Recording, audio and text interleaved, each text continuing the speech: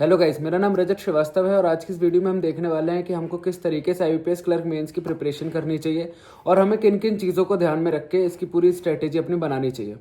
IBPS clerk mains 4 sections में आता है, जिसमें से आपका मैथ्स और आप लोगों का जीए ये 50 क्वेश्चन 50 मार्क्स ईच रहते हैं और रीजनिंग में आपको 50 क्वेश्चंस देखने को मिलते हैं जिनका वेटेज होता है 60 मार्क्स और इंग्लिश में 40 क्वेश्चंस 40 मार्क्स। इस वीडियो में हम बात करेंगे कि किस तरीके से हमको क्वांट्स और जनरल अवेयरनेस में अच्छा स्कोर करना है, क्योंकि अगर मैं एक ही वीडियो में सारे 4 टॉपिक्स कवर कर दूंगा तो वीडियो का लेंथ बहुत बड़ा हो जाएगा।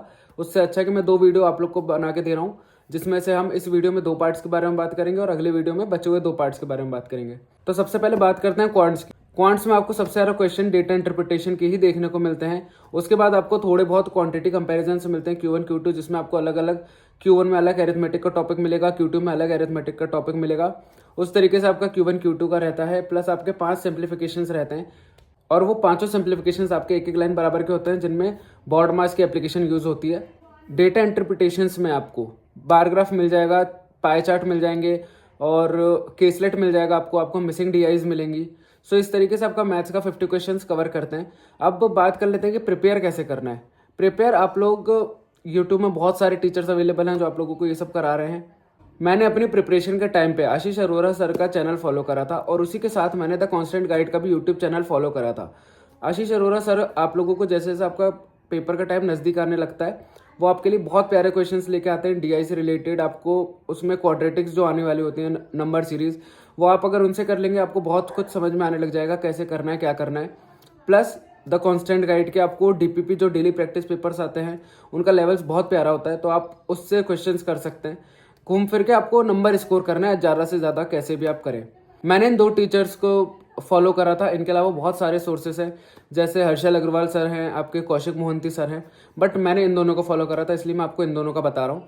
अब बात कर लेते हैं कि पेपर को कैसे किस तरीके से अप्रोच करना है। तो जैसे ही आपका मैथ्स का सेक्शन ओपन हुआ, आपको सबसे पहले तो वो जो क्वेश्चन पैनल होता है साइड में, जो राइट कॉर्नर में क्वेश्चन पैनल होता है जिसमें 1 से लेकर सारे 50 तक क्वेश्चंस लिखे रहते हैं, आपका माउस सबसे पहले वहां जाना चाहिए। आपको उसमें 1 पे अगर वो रख के दे रहा है आपको, तो आपको 5-5 का स्किप लगाना है।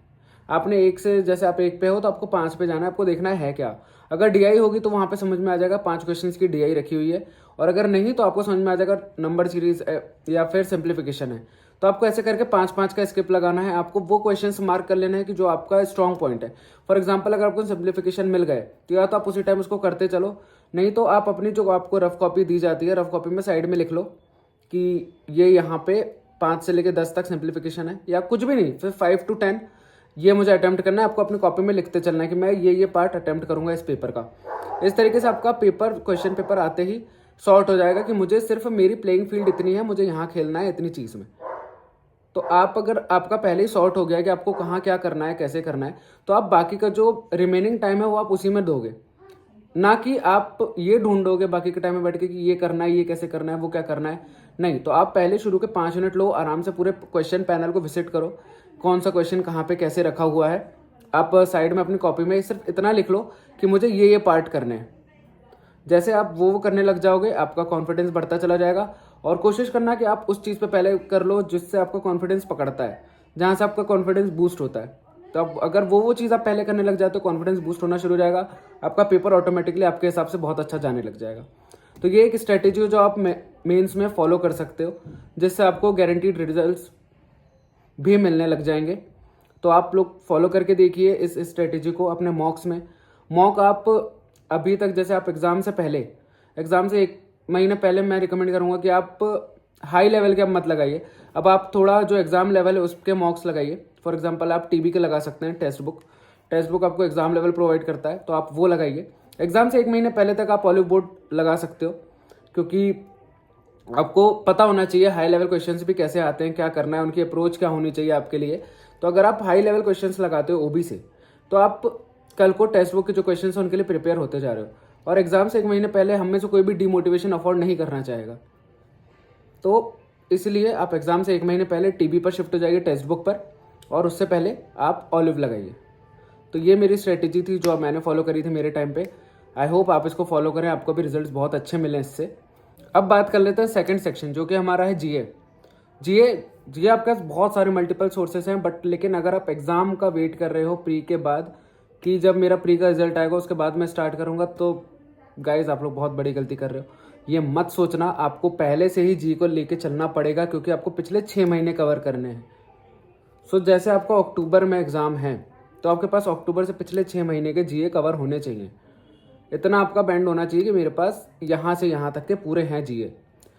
जनरल अवेयरनेस में आपके पास, मैं जनरल अवेयरनेस की बात कर रहा हूँ, आपके पास पूरे 6 महीने का होना चाहिए। उसमें चाहे ऑबिचुरीज आएँ, फेमस इवेंट्स आएँ, या फिर कुछ भी जो चीज़ें फेमस हैं उनके बारे में आपको एटलीस्ट आइडिया होना चाहिए कि इसमें क्या हुआ था, कैसे हुआ था, किसने कंडक्ट कराया था, क्या हुआ था, कौन सी ऑर्गेनाइजेशन क्या कर रही थी इसमें। वो सब आपके पास पूरा लेखा जोखा उसका होना चाहिए। मैं विल रिकमेंड कि आप इसके लिए क्या अफेयर्स क्लाउड की पीडीएफ देखो, डेली वाली देखो। उसमें आपको, जैसे मैंने करा था, अफेयर्स क्लाउड की पीडीएफ थी, मैं डेली उसको देखता था और वीकली में रिवाइज कर लेता था। तो वीकली रिवीजन के लिए मैं या तो शीतल शर्मा मैम ऑलिव बोर्ड, उनका जो वीकली वाला वीडियो आता है वो देख लेता था, प्लस इनके अलावा अफेयर्स क्लाउड का जो मंथली आता है वो देख लिया करता था। सो बेसिकली मैंने अफेयर्स क्लाउड से और शीतल मैम से पढ़ा हुआ है, और थोड़ा बहुत एग्जाम टाइम में अपरिचित सर। तो अपरिचित सर का मैं क्या एग्जाम टाइम में सिर्फ वो जो उनकी मैराथन आती है वो लगा लेता हूँ और सुनता रहता हूँ कान में ईयरफोन लगा के। तो आप भी वैसा कर सकते हो। इससे आपका क्या होगा कि माइंड रिटेंशन जो अपन बोलते हैं कि बैक ऑफ माइंड चीज़ें चलने लग जाती हैं। जब आप नहीं भी अटेंटिव होके कर रहे हो कुछ, लेकिन आप लेटे हुए आपके ईयरफोन प्लग हैं और आप उसमें कुछ भी एक वीडियो चला दो जो आपका मल्टीपल एमसीक्यू टाइप है, जैसे अपरिचित सर के वीडियोस नॉर्मली रहते हैं, तो वो चला के आप आराम से लेटो, आराम करो। जब आप जैसे पढ़ लिए हो, आपका दिन भर का कोटा हो गया है और आप लेटे हो थोड़ी देर आराम करने के लिए, तो आप वो ईयरफोन्स को प्लग कर लो और वो सुनते रहो बस।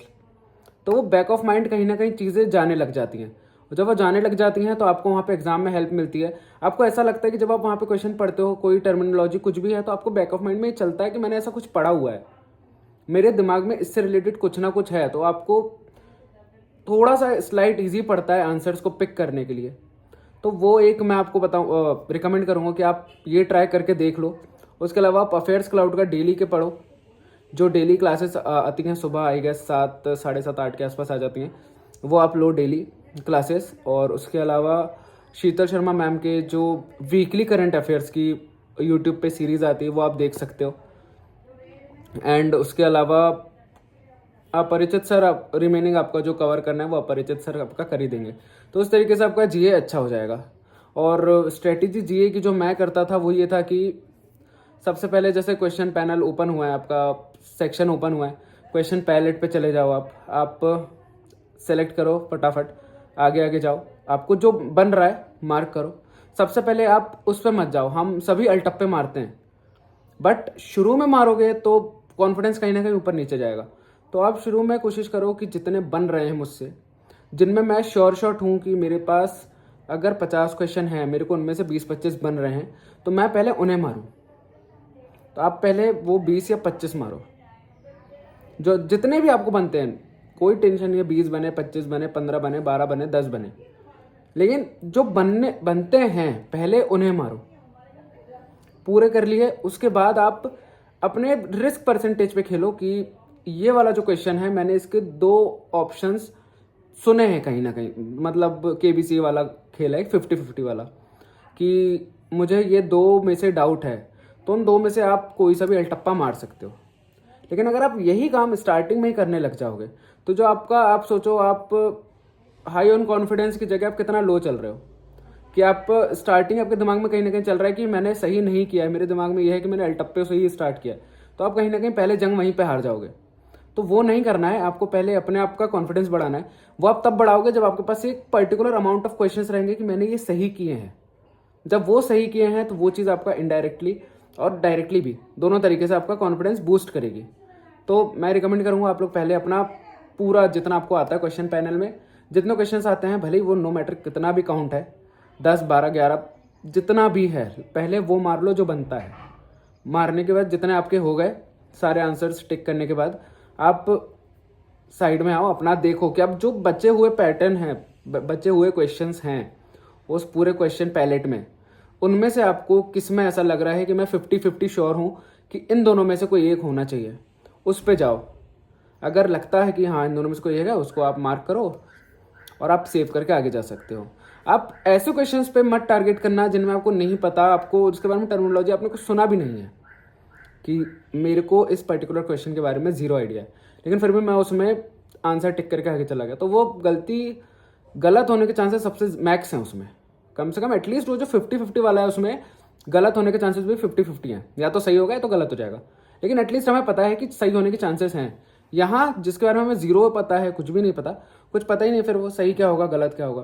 सो आई विल रिकमेंड कि आप इस तरीके से अपनी प्रिपरेशन करो, और मैंने भी इसी तरीके से अपना पूरे पेपर्स लिखे हैं, सब कुछ किया है। एंड इस वीडियो के लिए इतना ही। बाकी बचे हुए 2 सेक्शंस मैं आपको बहुत जल्द लेके आऊँगा एक नई वीडियो में। एंड रिसेंटली मेरा SBI क्लर्क की वेटिंग लिस्ट आई है और मेरा क्लियर हो चुका है उसमें। सो जितने भी लोगों ने, मैंने अभी रिजल्ट अपलोड करा था, यहाँ पे एक शॉर्ट वीडियो अपलोड करी थी चैनल में, आप में से जितनों ने भी उसमें कॉन्ग्रेचुलेशंस बोला है, उसके लिए बहुत बहुत थैंक यू गाइस। एंड अपनी अपनी मेहनत करते रहिए, आप लोग का भी जल्द से जल्द ये सारे दिन आएंगे जिसमें आप रिजल्ट्स पिक करेंगे अपने। And all the best to you guys. ठीक है, बाकी अपना ध्यान रखिए और मिलते हैं एक नई वीडियो के साथ।